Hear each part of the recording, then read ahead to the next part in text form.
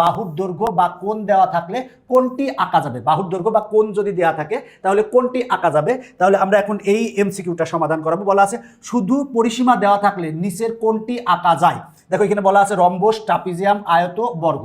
আমরা রম্বস এবং বর্গের ক্ষেত্রে জানি 4 বাহুর দৈর্ঘ্য সমান, রম্বসের ক্ষেত্রেও 4 বাহু সমান, বর্গের ক্ষেত্রেও কিন্তু 4 বাহু সমান।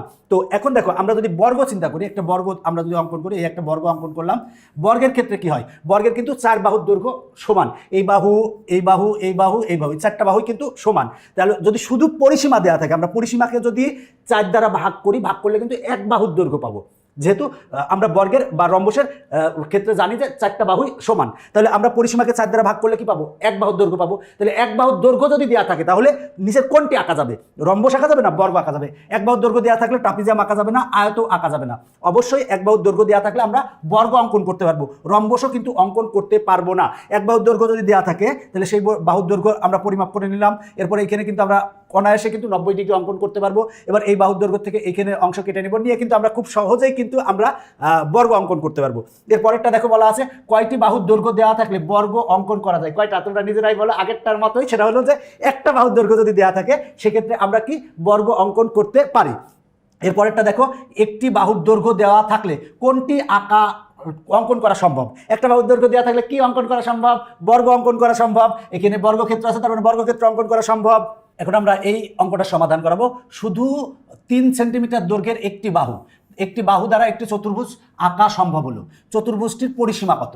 তাহলে দেখো দেখো বলা আছে শুধু 3 সেন্টিমিটার দৈর্ঘ্যের একটি বাহু দ্বারা, তার মানে একটি বাহু দ্বারা আমরা যদি একটা চতুর্ভুজ অঙ্কন করি অবশ্যই সেটা কি হবে, বর্গ হবে।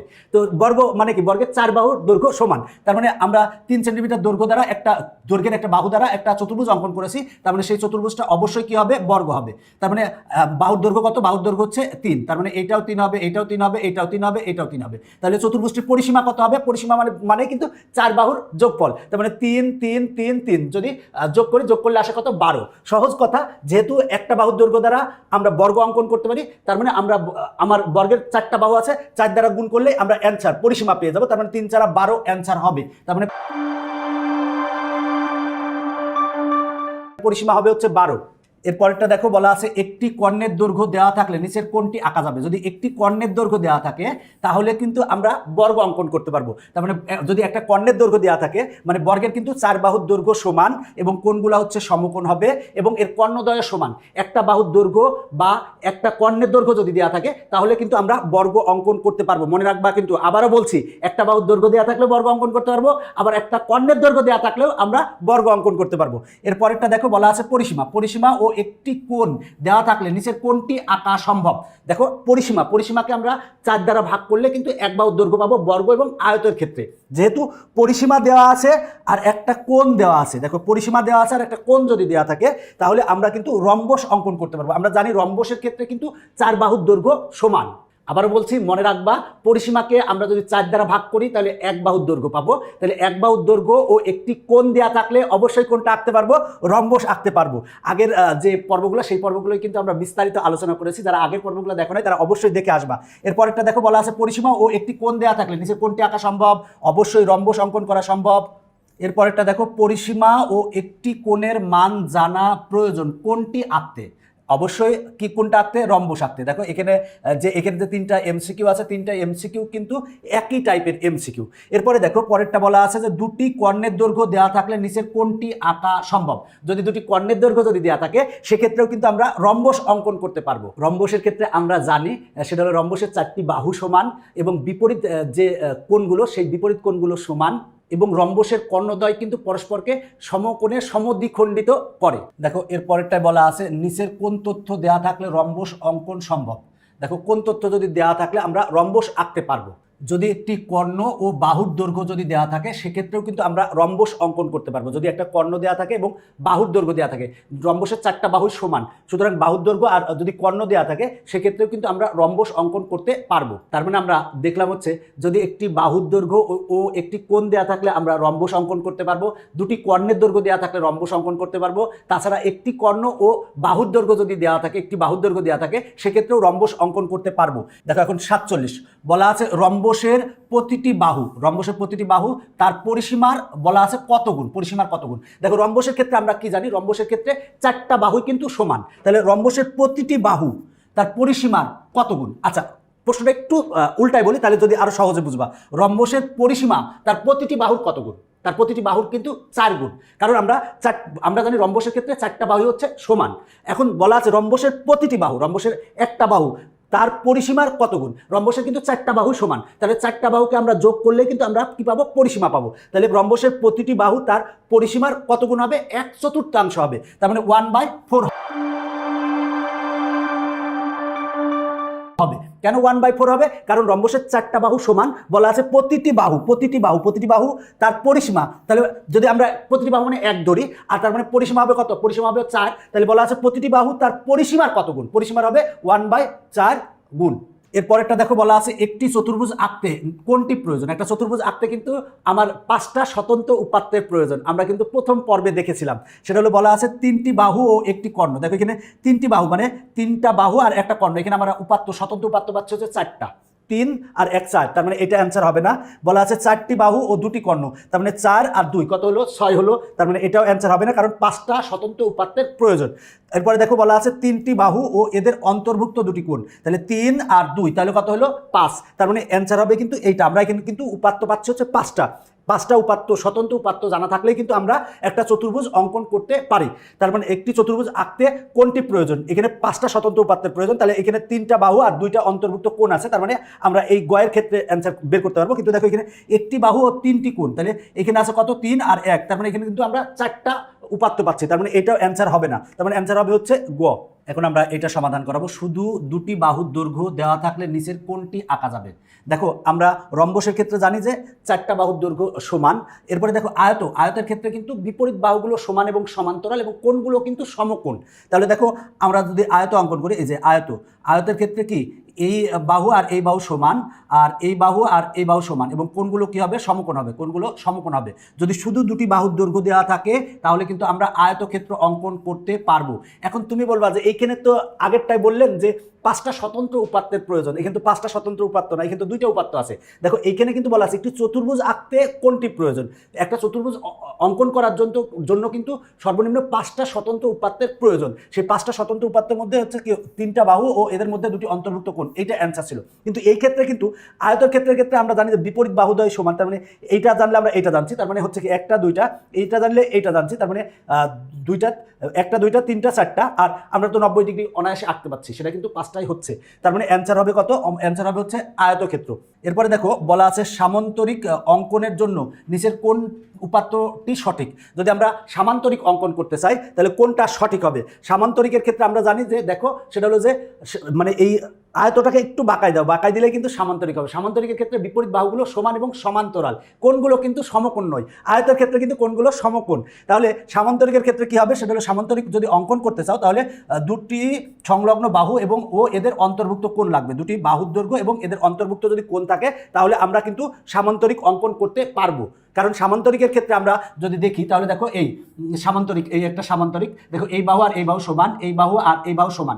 এখন মনে করো এই বাহুর দৈর্ঘ্য জানলা আর এই বাহুর দৈর্ঘ্য জানলা আর এই বাহুদ্বয়ের অন্তর্ভুক্ত কোণ জানলা, তাহলে কিন্তু তুমি সামান্তরিক অঙ্কন করতে পারবা। তার মানে 2টি সংলগ্ন বাহু ও এদের অন্তর্ভুক্ত কোণ যদি জানো তাহলে সামান্তরিক অঙ্কন করতে পারবা। এখন আমরা এইটা সমাধান করাবো।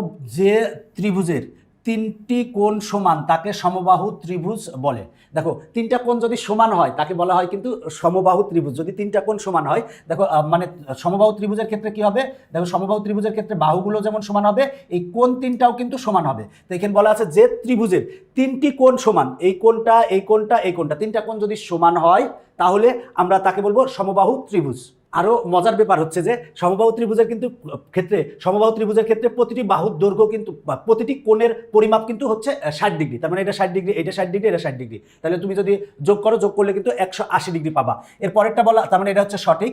এবার যে ত্রিভুজের তিনটি কোণ সূক্ষ্ম কোণ, তাকে সূক্ষ্মকোণী ত্রিভুজ বলে। দেখো তিনটি কোণ যদি সূক্ষ্মকোণ বলতে তিনটা কোণ যদি 90 ডিগ্রির কম হয়, মানে তিনটা কোণই যদি সূক্ষ্মকোণ হয়, সূক্ষ্মকোণ বলতে 90 ডিগ্রির কম এবং 0 ডিগ্রির বেশি কোণকে আমরা বলবো হচ্ছে সূক্ষ্মকোণ। সেটা হলো তিনটা কোণই যদি সূক্ষ্মকোণ হয় তাকে সূক্ষ্মকোণী ত্রিভুজ বলে, তার মানে এটাও সঠিক।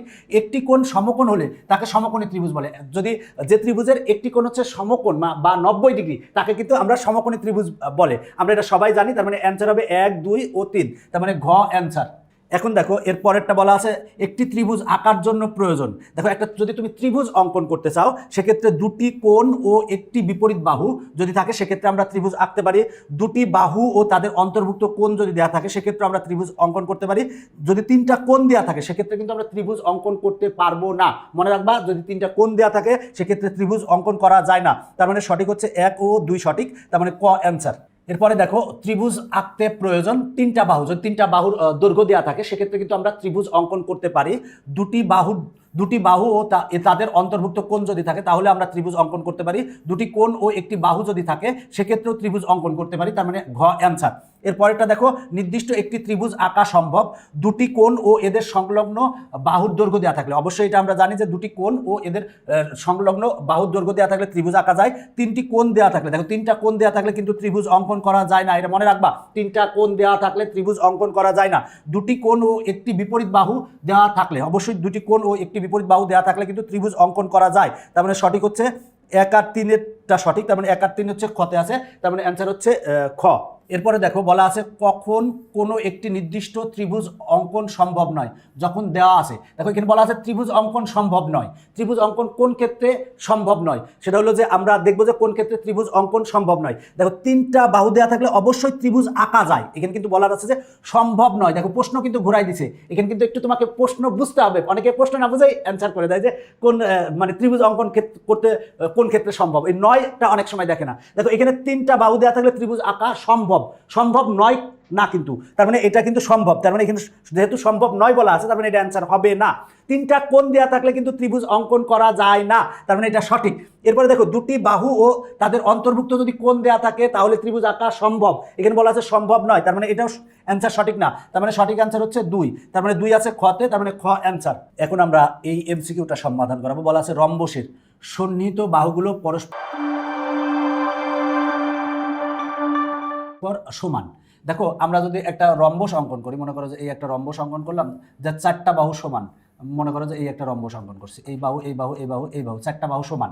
তো দেখো সন্নিহিত বাহু বলতে এই যে পাশাপাশি দুইটা বাহু, এই বাহু আর এই বাহুকে, এই দুইটা বাহুকে আমরা সন্নিহিত বাহু বলতে পারি। এই বাহু আর এই বাহুকে আমরা সন্নিহিত বাহু বলতে পারি। এই বাহু আর এই বাহুকে সন্নিহিত বাহু বলতে পারি। এই বাহু আর এই বাহুকে সন্নিহিত বাহু বলতে পারি। আমরা জানি রম্বসের ক্ষেত্রে 4টা বাহুই সমান, সুতরাং রম্বসের সন্নিহিত বাহুগুলো কিন্তু পরস্পর সমান হবে। এবার বলা আছে সন্নিহিত কোণগুলো পরস্পর সম্পূরক। সন্নিহিত কোণ মনে করো যে এই কোণ আর এই কোণ, পাশাপাশি দুটি কোণ, তার মানে এই কোণ আর এই কোণের কোণ দুটি কিন্তু পরস্পর সম্পূরক হবে, কারণ এই কোণ আর এই কোণ যদি যোগ করলে কিন্তু 180 ডিগ্রি হবে। যদি দুইটা কোণ যোগ করে 180 ডিগ্রি হয় তাহলে আমরা সেটাকে বলবো হচ্ছে সম্পূরক বলবো। যদি মনে রাখবা সম্পূরক কোণ কাকে বলবো, যদি দুইটা কোণ যোগ করে আমরা 180 ডিগ্রি পাই সেক্ষেত্রে আমরা সম্পূরক কোণ বলতে পারি। তাহলে সন্নিহিত কোণগুলো পরস্পর সম্পূরক, তার মানে এই কোণ আর এই কোণ মানে পাশাপাশি দুটি কোণ, এই কোণটা আর এই কোণটা যদি আমরা নেই তাহলে এই দুইটা কোণ কিন্তু পরস্পর সম্পূরক কোণ হবে। আবার এই কোণ আর এই কোণ যোগ করলে কিন্তু আমরা 180 ডিগ্রি পাবো, তার মানে কিন্তু আমরা বলতে পারি পরস্পর সম্পূরক বলতে পারি। এরপরে দেখো কর্ণদ্বয় পরস্পরকে সমকোণে সমদ্বিখণ্ডিত করে। আমরা জানি রম্বসের কর্ণদ্বয় পরস্পরকে সমকোণে সমদ্বিখণ্ডিত করে। এই কর্ণদ্বয় পরস্পর এই সম্পর্কে একটা উপপাদ্যই আছে যে রম্বসের কর্ণদ্বয় পরস্পরকে সমকোণে সমদ্বিখণ্ডিত করে। তার মানে আমার এখানে কিন্তু সবগুলাই সঠিক, তার মানে অ্যান্সার হবে হচ্ছে ঘ। এরপরেরটা দেখো একটি রম্বস আঁকা যাবে যদি দেওয়া থাকে। দেখো রম্বস আঁকা যাবে কোন ক্ষেত্রে, দেখো একটা বাহুর যদি দৈর্ঘ্য দেওয়া থাকে সেক্ষেত্রে কিন্তু আমরা বর্গ অঙ্কন করতে পারবো, রম্বস অঙ্কন করতে পারবো না।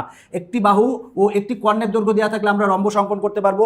একটি বাহু ও একটি কোণ দেওয়া থাকলেও আমরা রম্বস অঙ্কন করতে পারবো। আবার যদি দুটি কর্ণের দৈর্ঘ্য দেওয়া থাকে সেক্ষেত্রেও রম্বস অঙ্কন করতে পারবো। তার মানে 1 সঠিক না, 2 আর 3 সঠিক, তার মানে 2 আর 3 যদি সঠিক হয় তাহলে অ্যান্সার হবে হচ্ছে গ। এরপরে দেখো বলা আছে একটি বাহুর দৈর্ঘ্য দেওয়া থাকলে অঙ্কন সম্ভব যদি একটা বাহুর দৈর্ঘ্য দেওয়া থাকে তাহলে কি আমরা আঁকতে পারি? আমরা অবশ্যই কি আঁকতে পারি? দেখো সুষম ত্রিভুজ। সুষম ত্রিভুজ বলতে যে ত্রিভুজের 3টা বাহুই সমান, সুষম সমান। আচ্ছা, সুষম ষড়ভুজ মানে কি 6টা বাহুই সমান। তাহলে সুষম ত্রিভুজ বলতে 3টা বাহু সমান হবে। যদি একটা বাহুর দৈর্ঘ্য দেওয়া থাকে তাহলে কিন্তু আমরা সুষম ত্রিভুজ অঙ্কন করতে পারবো। সুষম ত্রিভুজ বলতে যে ত্রিভুজের 3টা বাহুর দৈর্ঘ্যই সমান, মানে সমবাহু ত্রিভুজ হবে। সুষম ত্রিভুজের অপর নাম তুমি সমবাহু ত্রিভুজও বলতে পারো। তার মানে এই বাহু এই বাহু এই বাহু সমান, তার মানে একটা বাহুর দৈর্ঘ্য দেওয়া থাকলে আমরা সুষম ত্রিভুজ অঙ্কন করতে পারবো। একটা বাহুর দৈর্ঘ্য দেওয়া থাকলে আমরা বর্গ অঙ্কন করতে পারবো, কিন্তু একটা বাহুর দৈর্ঘ্য দেওয়া থাকলে আমরা রম্বস অঙ্কন করতে পারবো না। তার মানে অ্যান্সার হবে হচ্ছে 1 ও 2, মানে ক অ্যান্সার। এখন আমরা এটা সমাধান করাবো। নিচের তথ্যটি লক্ষ্য করো। দেখো বলা আছে আয়ত এক ধরনের সামান্তরিক। দেখো আয়ত আমরা যদি আয়তের ক্ষেত্রে কি জানি, দেখো সেটা হলো যে আয়তের ক্ষেত্রে আমরা জানি এই বাহু আর এই বাহু সমান, এই বাহু আর এই বাহু সমান, মানে বিপরীত বাহুগুলো সমান এবং সমান্তরাল, এবং কোণগুলো কি সমকোণ, প্রত্যেকটা কোণই কিন্তু সমকোণ। আয়তকে যদি আমরা একটু বাঁকা করি সেক্ষেত্রে কিন্তু আমরা সামান্তরিকই পাবো। তার মানে আয়ত এক ধরনের কিন্তু সামান্তরিক, এটা সঠিক। এবার বর্গের ক্ষেত্রে কিন্তু 4 বাহুই সমান, 4 বাহু সমান। বর্গের ক্ষেত্রে 4টা বাহুই সমান হবে, 4টা বাহু সমান হবে এবং কোণগুলো কি হবে? সমকোণ হবে। তাহলে আর আয়তের ক্ষেত্রে কি বিপরীত বাহুগুলো সমান এবং সমান্তরাল এবং কোণগুলো সমকোণ। তাহলে বর্গকে এক ধরনের কিন্তু আমরা আয়ত বলতে পারি, এটা সঠিক। এবার দেখো রম্বস এক ধরনের বর্গ, রম্বস কিন্তু এক ধরনের বর্গ হবে না, তার মানে এটা সঠিক নয়। তার মানে অ্যান্সার হবে 1 আর 2, তার মানে অ্যান্সার হচ্ছে 1 ও 2।